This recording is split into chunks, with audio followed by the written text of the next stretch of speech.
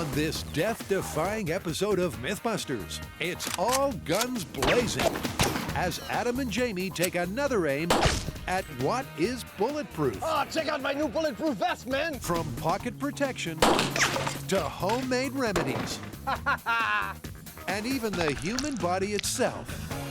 That's what is in your gut. Meanwhile, Kari takes a swing at a Kill Bill myth. She and the boys get beaten black and blue as they find out if you can first punch through He's alive! and then climb out of a coffin that's buried 6 feet under.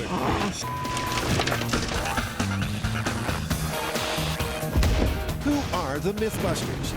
Oh, that's pretty. Adam Savage I love results! and Jamie Heineman. Bye-bye. Between them, more than 30 years of special effects experience. Arise, my son.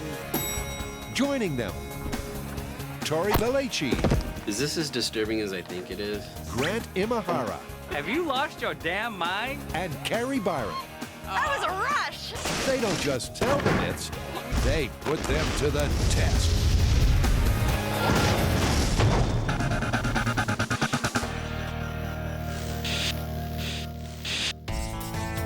First up, it's bulletproof in the firing line. Well, you're looking pretty bulletproof there. I'm feeling pretty well protected from bullets, and that begs the question. What's bulletproof? Exactly. Ever since we aired our first What is Bulletproof episode, the fans have inundated us with all sorts of crazy suggestions for bizarre things that might be bulletproof. And that means that it's time for the MythBusters. What is bulletproof? Part 2. Exactly. It was way back in season 3. A fresh-faced Adam and Jamie separated firearms folklore Dead center. from ballistics baloney. Ever since, fans have been crying out for more. So now it's time to make your day. What's on the list? Well, first up for bulletproof, we've got a host of objects that you might be holding or wearing. Things like police badges, MP3 players, and even pizza. Sounds pretty straightforward. There's not a whole lot of setup. No, it's just get out to the shooting range, shoot at stuff, and find out what's bulletproof.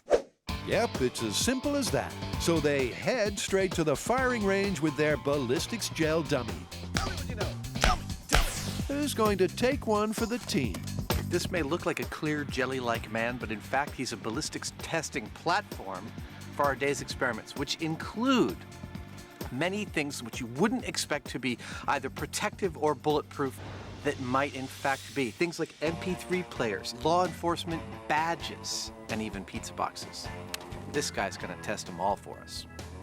And first up, Adam's wishing on a shooting star. So the story goes that a police officer was shot by a perp at close range with a .40 caliber pistol, but the police officer was saved by his badge, which stopped the bullet. It's a stellar story, all right. An officer saved by his badge when shot at close range. But did it really happen? Let's get in place and do it. Well, to find out, Adam steps up with an identical handgun. Gun is loaded. And he's aiming at a standard issue silver police badge. This is called a star. Now, we had this specially made by the same company that makes them for the police. This one is made out of sterling silver. Could it really stop a slug? Range is hot. Clear to fire. 3, 2, 1. It's a direct hit. So what's the verdict? That doesn't look like it stopped it. Shot the top of the star off. She's no bulletproof. No. The bullet clipped the star, but passed right through the dummy. I can see the path of the bullet right there, heading all the way up through the gel and exiting there. And that would make any dude one dead duck. Silver itself is obviously not the hardest of metals, so it's not terribly surprising, but in this case, it didn't seem to do anything at all. So what's up next? Well, silver's out. Next up, we've got a badge which is called a shield, and it's got a copper back with a bronze star. Okay. It's a different badge, but will it be a different result? Gun is loaded. Adam lines it up in his sights. But just like test 1, he hasn't hit it dead center again. That was low and to the left.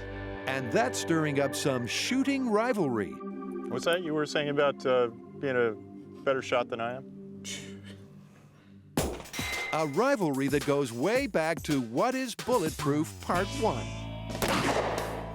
Did I even hit it? Over the top. Oh, I think it's your turn, sir. I can't seem to hit that damn thing. Okay. But this time, Adam ain't giving up without a fight. I'm gonna hit the dot this time, I swear. And for bronze on copper take 2, it's a much better shot. Oh, looks like I slid off the star. Yep, he's hit the center star. And this time, the results are surprising. Look at that. Unlike There's- every other bullet we've fired that's gone all the way through, this one is stopped in the middle. So that extra piece slowed it down. It slowed down significantly. There might actually be something to this.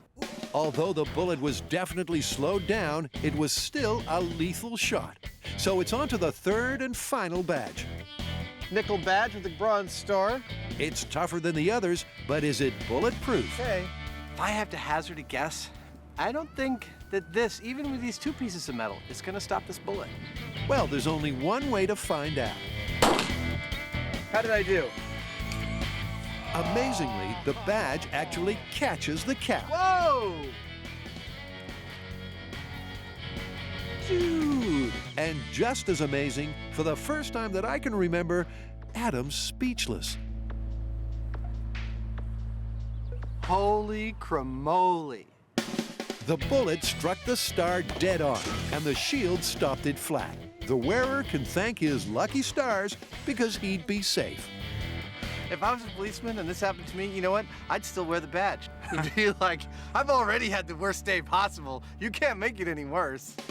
So while bronze and nickel fail to deliver, gold goes to the nickel.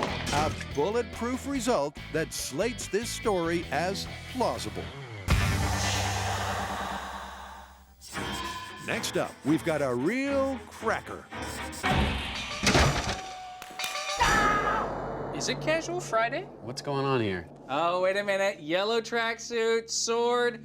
We're doing Kill Bill myths. The fans can't get enough of our martial arts myths. And in fact, since the Ninja special, we've been inundated with requests to do the coffin punch scene from Kill Bill.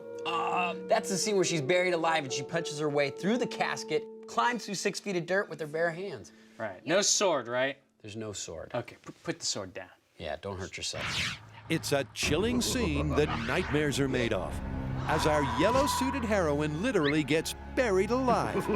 Trapped 6 feet under, escape seems impossible. Unless, of course, you are a trained martial arts assassin.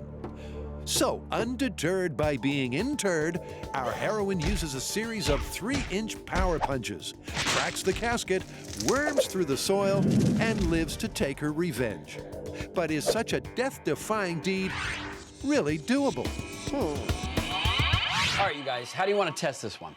Well, I think the biggest issue is going to be the fact that she didn't have a lot of room to punch. She only had about 3 inches. So we have to see how much force you can generate from just a 3-inch punch. Then I think we should get a real coffin and see how much force it takes to break through that. All right, well, assuming we can punch through the lid, then we need to find out if you can dig through 6 feet of dirt with your bare hands. Well, before we even get to that, how are we going to test force? Last time we tested the force of a punch, we almost broke Tory's hand. Yeah. Okay, well, I got a brand new technique. I guarantee you no one is going to get hurt. Last time they tested punching power, Grant's invention busted more fists than myths. So this time, he's gone high-tech. I've got a tech scan flexible sensor, plugs into a USB evolution handle, and that goes into my computer. And the computer will be able to record the exact amount of force applied to the sensor. Once the sensor records the punch, the computer then converts the blow to pounds, giving a total amount of force applied. So, armed with Grant's weapon of choice, Ready for the fury? it's time to test what power of a punch the guys can pack. Our very own Italian stallion shapes up first with a full-arm jab. Go. Nice. Ooh, look at that. Okay, stand by. And Grant's reader records the result. Okay, so it looks like your peak there was 1,430 pounds. Ooh. But of course, in the movie, the heroine only had 3 inches of punch power to bust through the box. So Grant resets and Tory refocuses, this time from 3 inches. Did it register? It did register. 781 pounds peak. What? Are you serious? With Tory down for the count, the others see if they can do any better. But punching prowess is notably absent. Boom Boom Belechi, 785 pounds. Knuckles Byron, 362. And Iron Man Imahara, 612. You know, that's not a lot of power. But you know what? We're not trained martial artists. And in the movie, she was. So why don't we find a real martial artist, see if he does any better than we did. Let's go. All right. With our trio unable to punch their way out of a paper bag, they head off to meet a real punching pro, mixed martial arts maestro John Fitch. How often do you get to meet an actual professional MMA fighter? But we get a chance to actually work with him and measure how much strength he has in his punch. I mean, this is like a dream come true. But does Fitch the Fist have what it takes to tackle this coffin punching myth? Well, here's one way to find out. In this corner, weighing in at 170 pounds, John Fitch. In this corner, weighing in at 175 pounds, from the mean streets of Monterey, California, Tory Boom Boom Belechi. Let's get it on! Tory's mom, in fact, any members of the Belechi family may want to avert their eyes.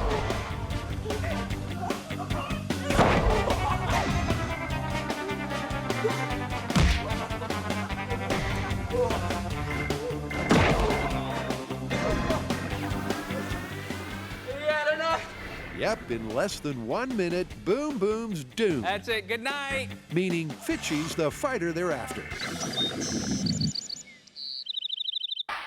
So now it's time to crunch the numbers. We brought our whole measurement system, and we're going to measure his punch force. I'll take his actual fighting glove and calibrate that with our punching bag and see exactly how hard he can punch. Ready, set, go! With a round arm right, John Fitch fetches a healthy result. Okay, so your peak punch force was 7,144 pounds. Holy crap. Not too bad. Not too bad. Well, it is 5 times harder than Boom Boom's best blow. But the real test has to be at 3 inches while lying down. So this is our makeshift casket. You're gonna lay down on your back and punch up at the sensor. The fist assumes the position. Cramped as though in a casket, it's this punch that's key to this myth. So what's the verdict? So check this out. Your force on your back at coffin height, 1,482 pounds. So a trained fighter can 3-inch punch with 1,500 pounds of force. So now the boys need to bury themselves in this myth. Out on the range, the MythBusters have discovered that a standard issue police badge can block a bullet. So what's next? Next, we got another relatively hard object that you might find in the average shirt pocket. The MP3 player, supposedly stopped around from an AK-47. Looks like a little bit bigger of a target. You think you can hit it? Yeah. I think I can hit it, old man. Let's go. So this story goes that an AK-47 slug was stopped by a soldier's MP3 player. But Adam, for one, ain't convinced. What's in there? Well, I'll tell you. This back metal plate's actually pretty thin, about a 32nd of an inch, stamped metal.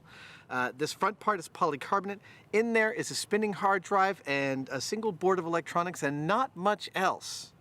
Not a lot of bullet-stopping potential. That's my expert opinion. With the MP3 player ready to rock and roll, that just leaves the gun. A 100% genuine AK-47. I kind of have a penchant for firing it. Do you mind? No. So while Jamie tackles the tunes, Adam feels okay with the AK. Here we go. AK-47 into an MP3 player. Okay, it's a smash hit, but there's a problem. Well, that's one way to get the battery out. Our sharpshooter wasn't so sharp. From just 10 feet away, he barely hit it. For a reliable result, they're going to have to reload. Yeah, I think we need to take another shot. Yeah, I think I do. Or maybe I get to take another shot. No. I get to make this work. So Adam, determined to get at least one round on the charts, sets up for a repeat run. This time, the MP3's down. But did the bullet go through? Oh.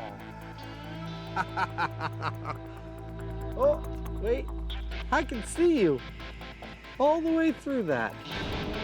Yep, just like this MP3 player, this myth is full of holes. Like any good myth, this one has a grain of truth in it. And our researchers did in fact turn up evidence that a soldier was hit by an AK-47 round. It went through his MP3 player and he survived.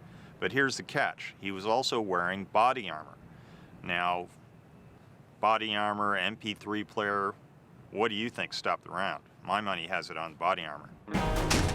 And after all that sharpshooting, time to tackle an even tastier tale.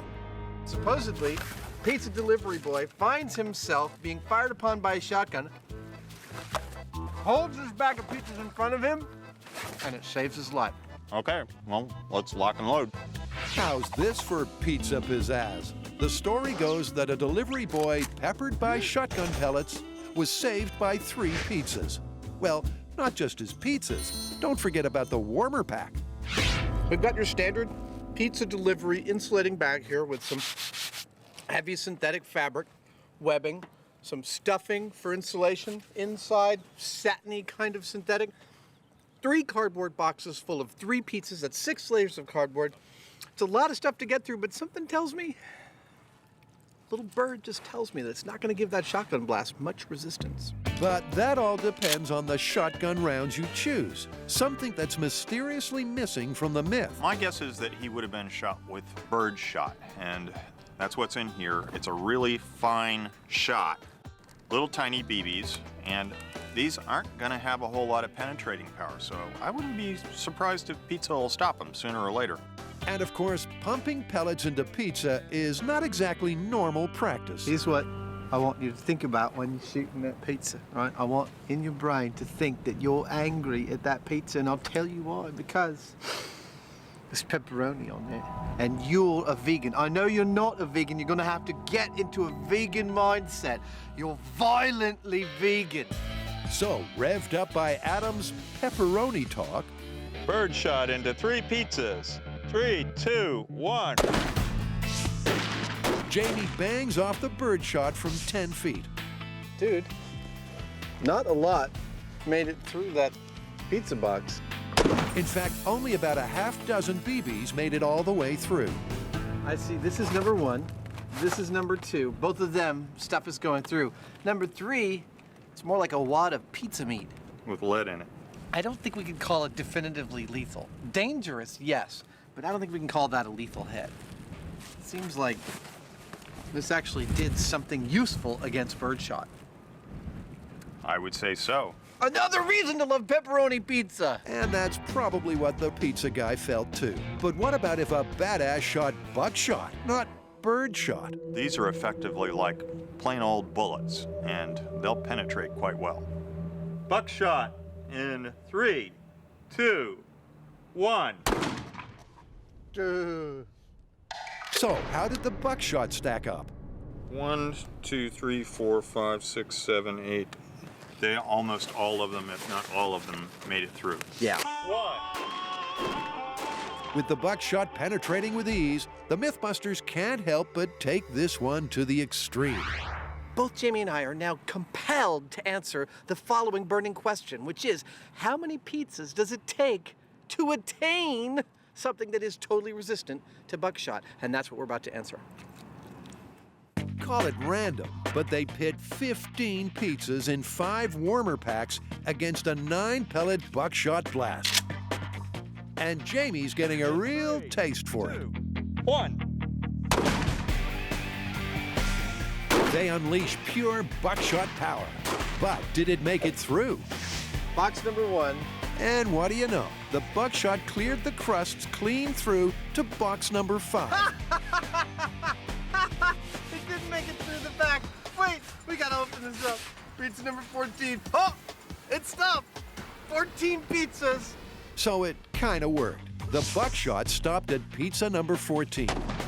But would it sell as a bulletproof vest? Oh, check out my new bulletproof vest, man! Oh, you cannot mess with me!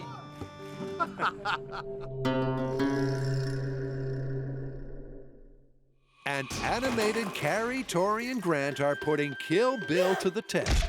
They're trying to find out if you can cuff your way out of a coffin. And with punch data gathered from martial arts expert John Fitch, next, the team needs a casket. And that's where Kari comes in. I'm gonna make it as realistic as possible, so I'm gonna use all the same materials, I'm gonna make it all the same size, and then we can see for ourselves if we can punch through a real casket. It's 3/4-inch pine made to funeral and movie specifications and comes with a see-through side for testing purposes. Then there's the gravesite. That's Tory's contribution.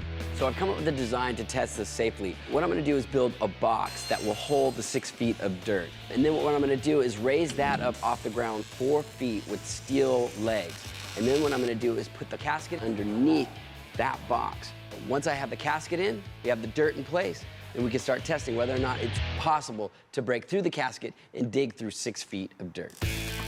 More on that later, because right now it's on to the punch itself. With John Fitch unavailable, that's down to Grant. And no prizes for guessing his design. That's right. I'm gonna build a robot.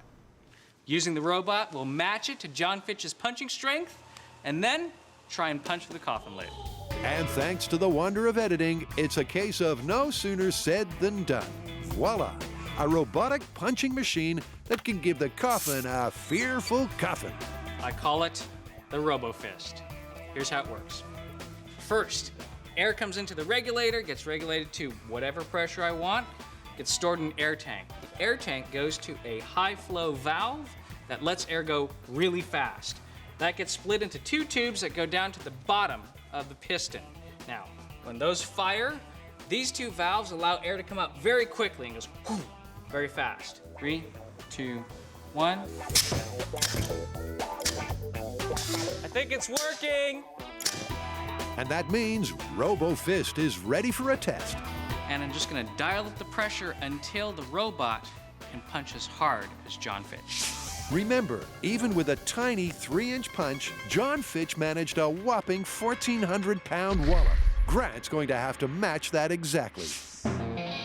Grant gets things rolling just short of 200 PSI. Here we go. 3, 2, 1. And what do you know? Yo beauty! So, at 185 PSI, the robot is punching at 1,430 pounds, which is exactly in the range that John Fitch can punch. And it's punching at the right speed. So now, it's time to bring in a casket and see how the robot does against that. Next up in the Bullet Bonanza, body parts.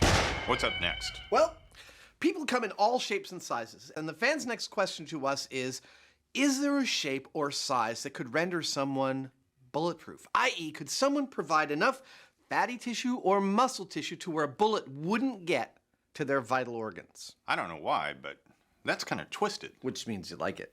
Yeah. All right, back to the range. People come in all sorts of shapes and sizes, but can you ever be so big, be it muscly or obese, that you can be bulletproof? Well, back at the range, knowing Jamie's fondness for lard, the boys are starting with fat. That is what is in your gut. Actually, Adam, it's what's in a cow's gut. Pure bovine blubber. Oh, yeah. To be at the correct consistency, the fat needs to be at human body temperature of 98 degrees. So, first up, it gets a nice warm bath. That is wrong. Wrong is right. But will this gruesome gloop stop a bullet? Well, for Adam, the answer's fat chance. Yeah, I know what you're saying to yourself. I mean, after the, oh, gross part, you're saying this is stupid. Why would fat stop a bullet? Well, it's part of the tissue that make up your body, and bullets aren't made to go through your body. They're made to expend as much of their energy in your body as possible. That's how they do their work, which unfortunately is killing. Thus, fat ought to do a pretty good job at stopping a bullet after a while. But how much fat might they need to stop a bullet? The record for the greatest gut ever was awarded to Walter Hudson, who had a ginormous girth of nearly 10 feet. That equates to a layer of 16 inches of fat right round his belly. So that's the number to beat. You ready to pack some fat? I don't like the sound of that. With no time to chew the fat, the boys load the 16 inches of lard into the dummy's tummy to replicate Walter's waistline. Hey, you're gonna need all the fat for this recipe, so don't lick the mixing spoon. The acrylic tube of fat represents belly. The tube of ballistics gel represents vital organs. For fat to be an effective bullet stopper, it's going to have to be stopped before it makes it through all of this fat and into the ballistics gel in the torso here. Is it going to actually do that? My guess is it might actually make it through. To ensure they hit the fat Frankfurter head on, they set up a remote firing mechanism, laser aimed for accuracy. And they're starting slow by using a .45 handgun that fires at just 900 feet a second. Which means, if this makes it all the way through our fat and vital organs, every other kind of round we could fire would as well. In other words, if the world record amount of fat can't foil the slowest slug, it's Mayday for the myth. Eyes and ears, clear to fire. Firing in 3, 2, 1. Well, nice clean center hit. Ah, we made it all the way through. So not only did the fat not stop it, the internal organs didn't either. It went right out his back and kept them going. So there you have it. The idea that an obese human is carrying a homegrown bulletproof vest is blown away. So the question, will fat stop a bullet? Sure, eventually, but not in anything human. So Adam and Jamie move on to a more meaty medium. Our stunt double for muscle today is going to be what's called knuckle meat, or top round, and it comes from the rump of a cow. And how much rump is on the table?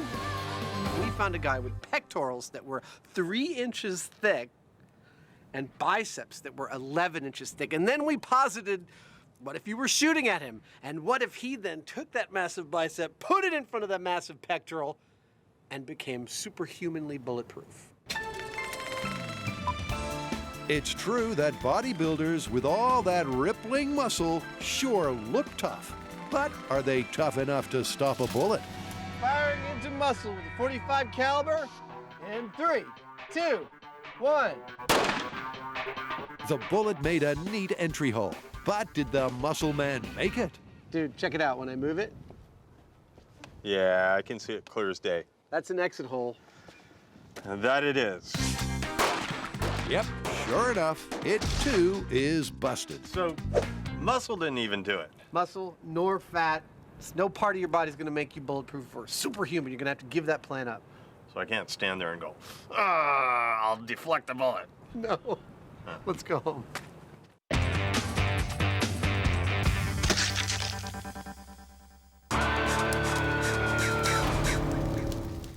Back at M7, Kari, Grant, and Tory have built a robot to punch with the power of martial arts expert John Fitch. Now it's time to test the Kill Bill myth. Can you really punch your way out of a pine box?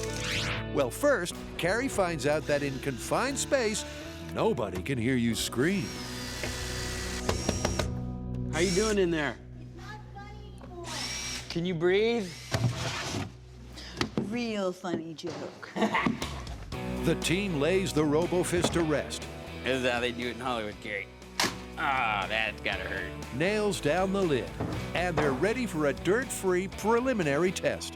Now, sharp-eyed viewers may note that there's no dirt on top of our casket. But right now, we're just trying to isolate the casket and see whether, in theory, it's possible to punch your way through. Meanwhile, Kari's worked out the correct punch-to-air ratio if you get buried alive. After about 45 minutes, you're gonna lose air inside your casket and you're gonna pass out. Now, John Fitch says that he can punch about 20 times per minute. So we figure the parameters for our myth should be set at about half an hour or 600 punches. If you can't get out after 600 punches, well, you might not be getting out. Okay, you guys ready? Yeah, let's Ready. break him out. So Robo-Fist comes out swinging. Yeah! Wow! And almost immediately, cracks start to appear. He's alive! Yep, the lid is split. Punch through! But progress is, should we say, not exactly progressing. That crack looks like it's wider. Kinda. 300 punches on, and Tory, for one, is losing focus. Tails. But after 30 minutes, the coffin puncher would be on his last legs, so to speak, with very little air left. So Kari rings the bell on the final round. 600 punches, and it still didn't punch its way out. Yep, the casket cracked all right. But even without dirt on top, RoboFist couldn't break through. The robot worked great. However, we were not able to punch through the casket. And that is 600 punches at full strength the whole time. I mean, a person probably would get tired if they were in there. They would be running out of oxygen. The robot didn't have any of those limitations, and it still wasn't able to break through the casket top.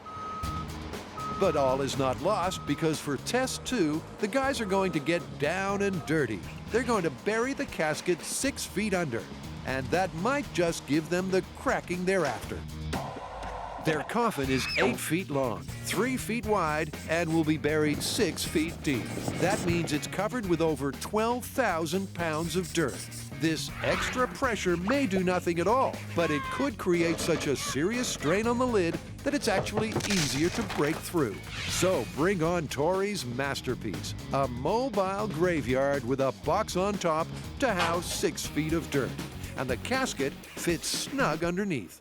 Tory's rig right there, with a coffin 6 feet under, with a pallet of 4 by 8 dirt. Will give you between 12 and 16,000 pounds approximately, all resting on a lid made of 3/4 inch pine. And your prediction, Kari? I think you might be able to punch your way out. I just think you're gonna die once it happens. And on that cheery thought, Grant gets things cracking. Here we go. 3, 2, 1. Look at it, it's already starting to crack the lid. Every time he pushes up, dirt falls in through the crack. Remember, in Kill Bill, not only did the bride bust out of the buried casket, but she then had to dig out of a 6-foot deep grave. Just like last time, RoboFist immediately starts lifting the lid. But will it be able to punch a hole clean through? That's 150 punches. And he still hasn't broken through. I mean, you wouldn't be able to punch that many times. You would have run out of oxygen way before this. And your wrist would be broken, your knuckles would be bloody. But also, just like last time, the initial splits do not turn into escapable cracks, even after 600 punches. Well, the coffin lid cracked a little bit, but it didn't cave in. I know, this is not looking good for this myth. It's looking busted. It's not looking good for the myth or the MythBusters, since all this graveyard testing has brought about an unexpected result. Living dead. Looks like somebody forgot to kill.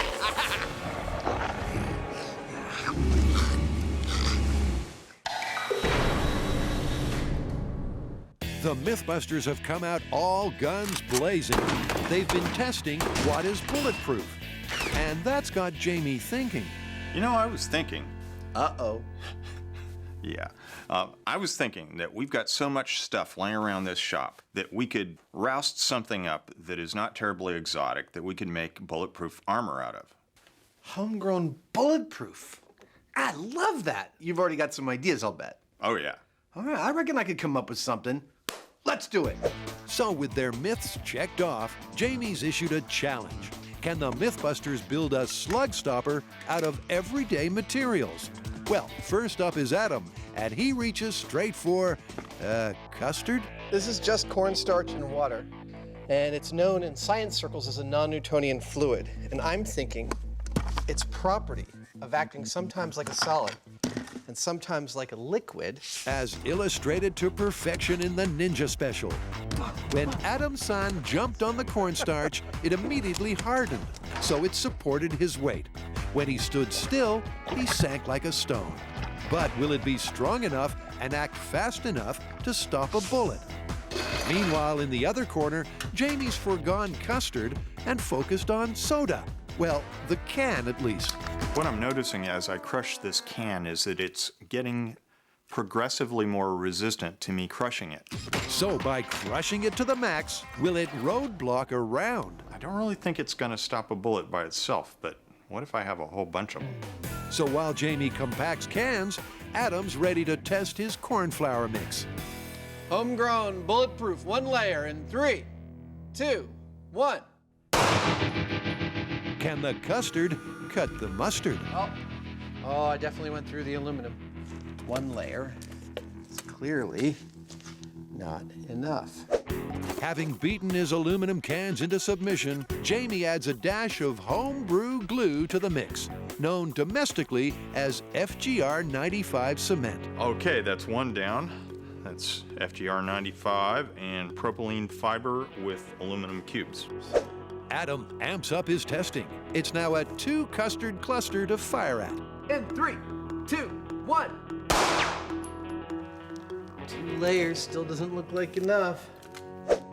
Meanwhile, Jamie's ready to point the Glock at the soda can block. Firing in 3, 2, 1. Does that look like... That's the... Did you catch it? I caught the bullet right in the face of it. There it is. So Jamie's first prototypes left him feeling pumped, while Adam's feeling pressure. In desperation, he maxes his mix up to 6 layers of custard. 6 layers. Going for broke. 3, 2, 1.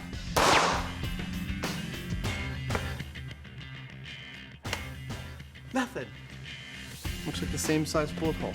So cornstarch as a bulletproof material? Dud, dud, dud. 3. Meanwhile, Jamie's testing has now shown that cement with fiber in cans is okay at stopping a 9mm. It collapsed the aluminum, but it did not make it through. But he wants more, and a sudden restroom renovation revelation delivers the solution. Even though I'm kind of attached to my recycled aluminum cans, I'm going to try these tiles. They're hard. I think they might break up a bullet, and they come ready to go in these nifty little sheets, just like armor plates. They test it out and... 3, 2. What do you know? The bullet bounces straight off. Jamie, it didn't make it through the felt. I wondered. Yeah, So that worked. it did. Rather predictably, it's Jamie who wins this challenge. But how will his bunch of blocks fare when they get put to the ultimate test? Let's get out to the shooting range. 3,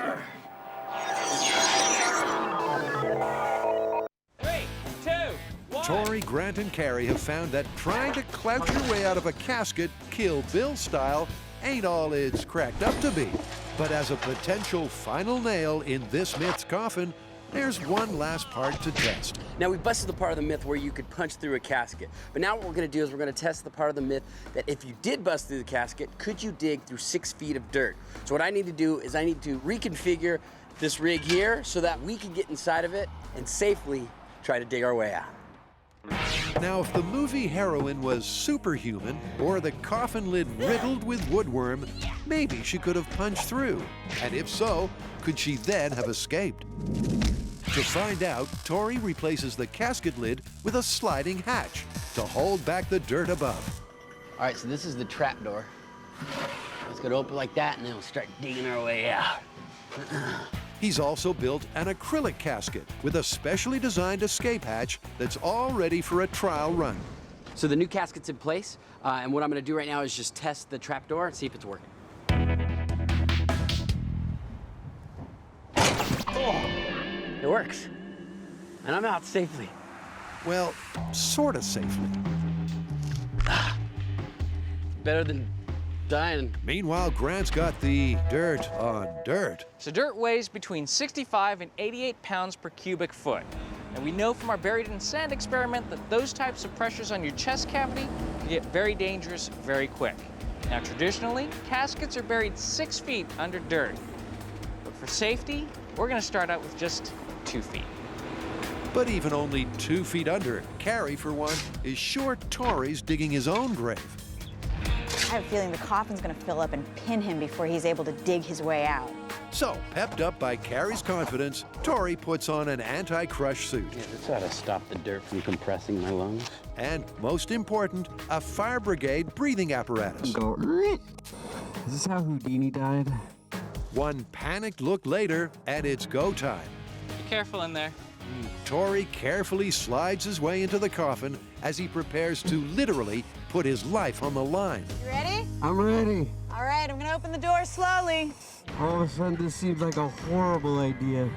Tory's burial ritual begins. Kari releases the trap door, exactly as if he'd been able to punch a hole in that coffin lid. The trickle of dirt begins to fall in on him.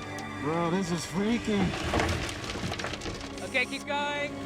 Yeah, keep going. Kari opens it wider, and it rapidly becomes an avalanche. And it's panic stations below. Whoa, whoa, stop, stop. I'm all right, I'm all right. No, I'm okay, I'm okay. I'm all right. The 2 feet of dirt has caved in on him, but there's a bonus. It's opened up a rabbit hole above. Got daylight. Woo! But still trapped, he pushes the dirt to the bottom of the coffin, wriggles, and then scrapes his way upright.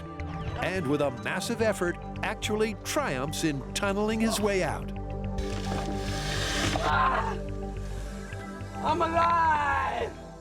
As soon as the door was open to about a foot wide, all of a sudden a ton of dirt came falling in on my chest, and I couldn't move my arms anymore, I couldn't move my body, and I started panicking. I almost had Grant hit the quick release and let me out, but I calmed down, finally got the dirt pushed down enough so I could maneuver enough to get out of the 2 feet of dirt. Tory's proved that at 2 feet under, assuming you could open the coffin lid, escape is just conceivable. But the myth calls for a normal burial. Now, our next setup is going to be under the full 6 feet of dirt. Yep, you heard right, folks. Grant is going to be buried a full 6 feet under. But so he doesn't die, his plan is to sit up, not lie down in the coffin. Okay, let's pause for Kari's prediction. I think about 4 feet. It's all gonna collapse down and completely go pear-shaped. Yep, as with any MythBusters experiment, going pear-shaped is a real possibility. Okay, Kari, go ahead. Kari at last dishes the dirt on Grant. Keep going. Thousands of pounds of soil slithers south. Stop!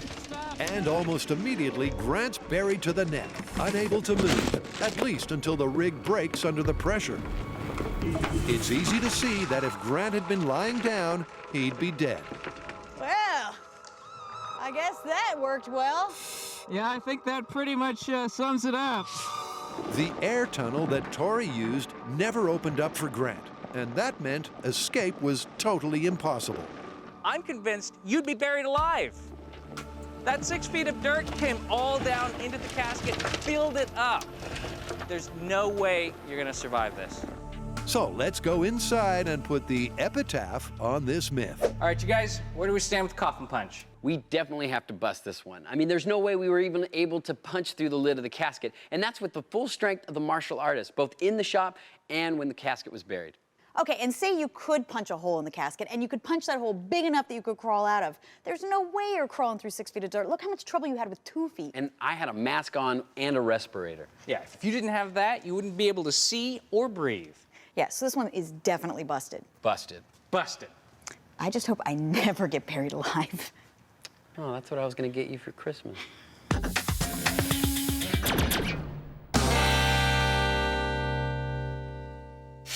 In an effort to build a novel bulletproof vest, Jamie's come up with a homegrown remedy of bathroom tiles and plaster. And now it's time for its baptism of gunfire. Let's get out to the shooting range. This is my improvised armor. Now, it's made of a high-strength gypsum cement called FGR 95, which is filled with polypropylene fiber. Now, we've also inserted 2 layers of common bathroom tiles a little bit back from the front. With its gel vital organs as backstop, the mannequin will take the hit if the tile proves permeable. Well, here at the MythBusters Armory, Jamie said he wanted to test the Jamie tile. We wanted to give it a good solid test, so we chose wide bandwidth of your basic armaments and ammunition. So let me give you a tour of today's arsenal. Starting off with the handgun 9mm, moving on to the handgun 45 caliber, then to the shotgun, both with buckshot and the deer slug, finally finishing off with a high-speed rifle round, the 223. That ought to give this thing a run for its money. Lights going hot. And suited, locked and loaded for the first big test, let's pause for a prediction from Jamie. As far as pistols go, the 9mm has a reputation for penetrating quite well. I'm going to go out on a limb here, though, and say I think my Jamie tile's going to stop it. But will confidence be confirmed by the conclusion? Firing in 3, 2, 1. It stopped it. It totally stopped it. There you go. That's a 9mm. I'd say it's Jamie tile 1, bullet 0. It's a good start for Jamie's tile. But next, it's staring down the barrel of a 45 handgun. Oh, that looks like a nice stop. Beauty. Hardly a dent in the back. Jamie tile 2, bullets, zilch. Next up in the ramp-up, it's buckshot. After watching what it did against the handgun rounds, I don't think buckshot's gonna make it through the Jamie tile. Wow! Look at that. Well, I tell you what, buckshot is one of the scariest things you can go up against, and the Jamie tile stopped it, and stopped it cold. But now things get really serious as buckshot takes a backseat, replaced by the deer slug. And this is almost an ounce of lead. It's a huge amount of force coming out of that gun. I don't know whether we'll be able to stop it or not. Hot, pioneer protection on. I see dead people. And the fears are founded. Wow, look at that hole. You'd be hurting. You'd be dead. The deer slug went straight through the tile and took out the vital organs too. Oh, it looks like the champion's been taken down by an upstart named Deer Slug. And after the slow-moving but deadly deer shot, Now we're going to move on to the 223. This is the opposite end of the scale. It's a really small bullet, but it's moving really, really fast. but can it take out a Jamie tile? Range is hot. Pioneers. And it's the last man standing. What do you think? You think it went through? I think it went through. You do? Oh, look at that. There's the bullet. That would be a kill. Wow, look at that. You certainly slowed that bullet down for it to end up in the gel, but he's dead. And there's no arguing with that. Well, it seems that the halcyon days where we all wished that Jamie tile was bulletproof are all going to go, for the 223 has pierced it completely. However, it is still Jamie tile 3, bullets and ammunition 2. Well, our armor's full of holes, the dummy's full of holes. I think we're done here. I think our work is done. Let's go. I